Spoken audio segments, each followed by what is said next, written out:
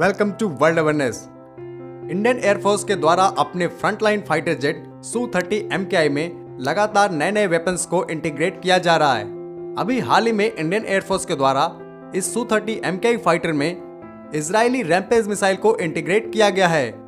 तो आज की वीडियो में मैं आपको इसी रैम्पेज मिसाइल के बारे में बताऊंगा और बताऊंगा कि ये कितनी ज्यादा डेडलिस्ट मिसाइल है। इंडियन एयरफोर्स के द्वारा इस रैम्पेज मिसाइल को इजराइल से पहले ही खरीद लिया गया था और अब इसे Su-30 MKI में इंटीग्रेट किया जा रहा है। रैम्पेज एक supersonic air to ground high precision strike missile है जिसे इजरायली एयरफोर्स के द्वारा पहले से इस्तेमाल किया जाता है। इजरायली एयरफोर्स इसे अपने F-16 और F-15 फाइटर जेट में इस्तेमाल करती हैं, लेकिन इस मिसाइल को इस तरीके से डिजाइन किया गया है कि ये किसी भी फाइटर जेट में आसानी से इंटीग्रेट की जा सकती हैं। इजरायली एयरफोर्स के द्वारा इस मिसाइल को ईरान के S-300 एयर डिफेंस सिस्टम को काउंटर करने के लिए बनाया गया था, क्योंकि S-300 एयर डिफेंस सिस्टम काफी बेहतरीन एयर डिफेंस सिस्टम माना जाता है और यह सिस्टम किसी भी तरीके की मिसाइल को आसानी से इंटरसेप्ट कर सकता है। इसीलिए इजराइल ने इस रैम्पेज मिसाइल को डेवलप किया जिससे कि S-300 एयर डिफेंस सिस्टम भी आसानी से काउंटर नहीं कर सकता है, यानी इस मिसाइल को S-300 एयर डिफेंस सिस्टम भी इंटरसेप्ट नहीं कर सकता है, क्योंकि ये मिसाइल सुपरसोनिक हाई स्पीड लो ड्रैग की मिसाइल है। रैम्पेज मिसाइल का कुल वजन 570 kg, इस मिसाइल की लेंथ 4.7 मीटर और इसका डायमीटर 306 mm का है।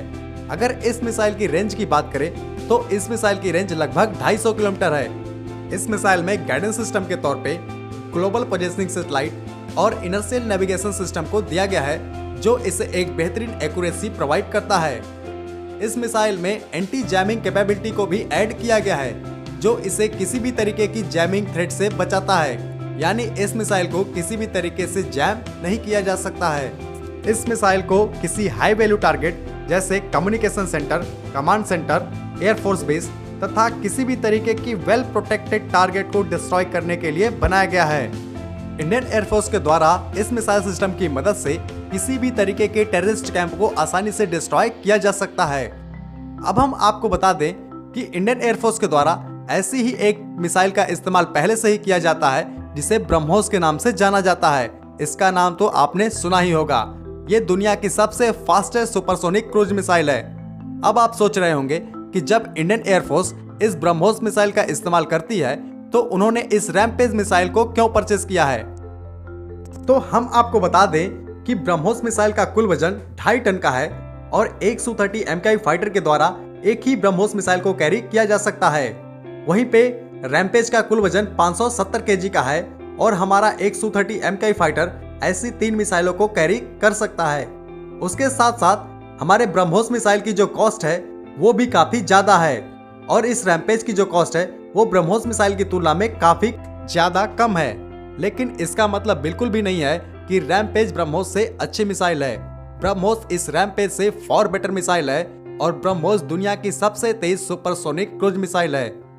ब्रह्मोस का रैम्पेज के साथ किसी भी तरीके का कोई कंपैरिजन नहीं है, क्योंकि वो एक अलग ही कैटेगरी की मिसाइल है। Su-30 MKI में इस रैम्पेज मिसाइल को इंटीग्रेट करने से निस्संदेह Su-30 MKI की कैपेबिलिटी में काफी हद तक इजाफा होगा और उसकी एयर टू ग्राउंड स्ट्राइक करने की कैपेबिलिटी काफी ज्यादा बढ़ जाएगी। इंडियन एयरफोर्स के द्वारा Su-30 MKI को सुपर सुखोई स्टैंडर्ड में अपग्रेड करने पर भी काम चल रहा है और इंडियन एयरफोर्स के द्वारा इस फाइटर के लगभग 150 यूनिट को सुपर सुखोई स्टैंडर्ड में अपग्रेड किया जाएगा। अपग्रेडेशन में इसमें कई तरीके के अलग अलग वेपन्स को भी ऐड किया जाएगा, जिससे ये फाइटर और भी ज्यादा डेडलिस्ट बन जाएगा। तो आज की वीडियो को हम यही खत्म करते हैं। वीडियो को लाइक जरूर करें और चैनल को सब्सक्राइब करें। जय हिंद।